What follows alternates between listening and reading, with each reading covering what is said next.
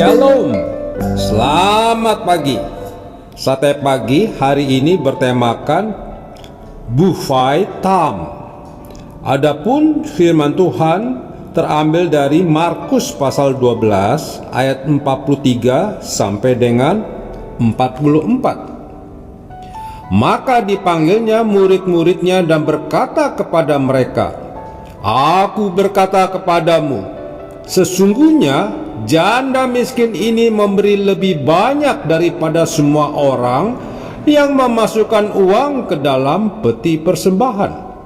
Sebab mereka semua memberi dari kelimpahannya, tetapi janda ini memberi dari kekurangannya, semua yang ada padanya, yaitu seluruh nafkahnya."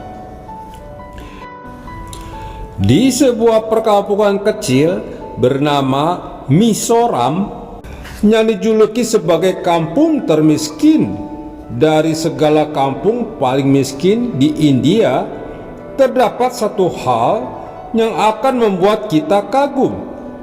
Pasalnya, para perempuan di kampung ini, baik dewasa, muda, lajang, janda ataupun menikah, mereka selalu menyisihkan segenggam beras di dalam sebuah ember untuk ditabung setiap harinya.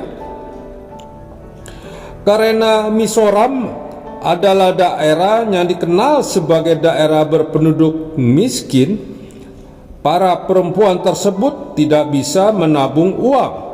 Mereka menabung beras sebagai bentuk perpuluhan yang akan diberikan kepada gereja.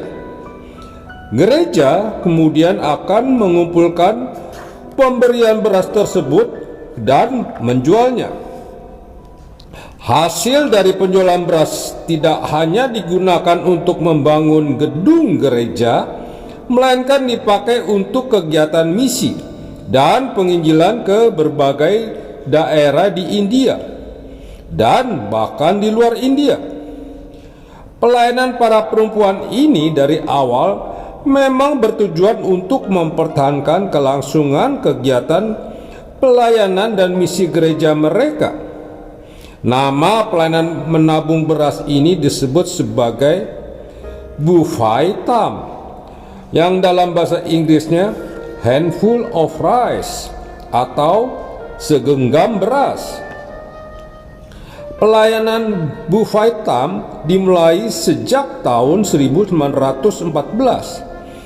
Kini setelah lebih dari 100 tahun lamanya, Buffet Tam selalu mengumpulkan lebih dari 13 juta dolar per tahunnya dan telah mendukung pelayanan misi sebanyak 1.800 misionaris di seluruh dunia.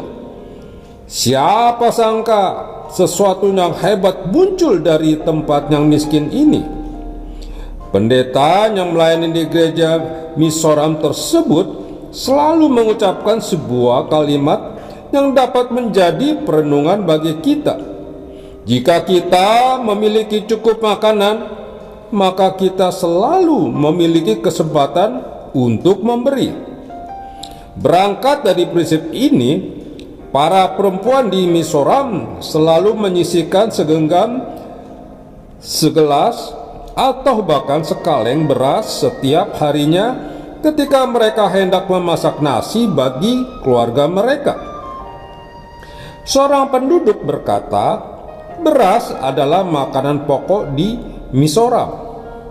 Kami memberikan satu hal yang mendasar, esensial dan fundamental dalam hidup kami, dan kami membagikannya dengan Tuhan. Tidak heran karena kesetiaan mereka dalam memberi, Tuhan selalu mencukupi kebutuhan mereka.